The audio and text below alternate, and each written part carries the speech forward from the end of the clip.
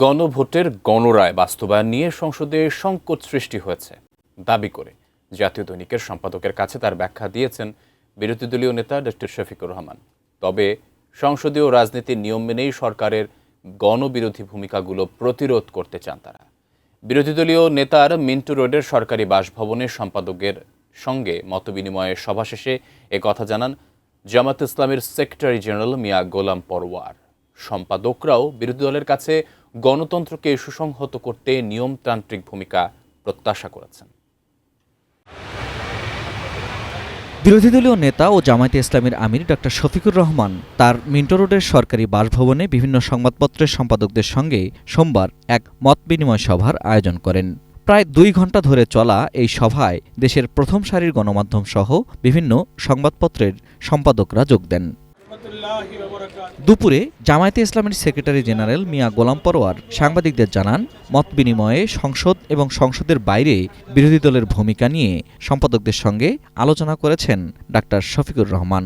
বর্তমান সরকারি দল বিরোধী দলের এমপিদের সঙ্গে কোথায় কোথায় বৈষম্য করছে, তারা উন্নয়ন কাজে, বরাদ্দে, বিলি বন্টনে, ইভেন পার্লামেন্টের ফ্লোরে আমাদের কথা বলতে দিতে, আইন প্রণয়নে স্পিকার অথবা সরকারি দলের পক্ষ থেকে ইনসাফপূর্ণ কোনো আচরণ আমরা পাইনি, বরং অনেক জায়গায় আমরা বৈষম্যের শিকার হয়েছি। এ সময় বিরোধী দলীয় নেতা গণভোটের রায় বাস্তবায়ন নিয়ে তাদের অনড় অবস্থানের কথাও জানিয়েছেন। ওই রায় কার্যকর করার প্রশ্নে 11 দলীয় ঐক্য তথা জামাত ইসলামী তিল পরিমাণ ছাড় দেবে না, এটা জামাত ইসলামের আমিরের বক্তব্য। পার্লামেন্টে যদি নিষ্পত্তি হয় আলহামদুলিল্লাহ, নাইলে 70% জনগণ যেখানে আছে আমরা সেখানে চলে যাব। বৈঠকে সম্পাদকরাও বিরোধী দলের কাছে আগের বিরোধী দলগুলোর মতো ভূমিকা না রেখে একটি প্রাণবন্ত গণতান্ত্রিক পরিবেশ সৃষ্টিতে দায়িত্বশীলতা আশা করেছেন। একটা ফ্যাসিস্ট অটোক্র্যাটিক গভর্নমেন্ট তারা এস্টাবলিশ করে তারা বিরোধী দলের কোনো স্পেসই রাখে নাই, তাকে রাজনীতিই করতে দেয়নি। আর ঠিক তেমনি আগে বিরোধী দলও যে খুব রেসপন্সিবলি বিহেভ করেছে তা না।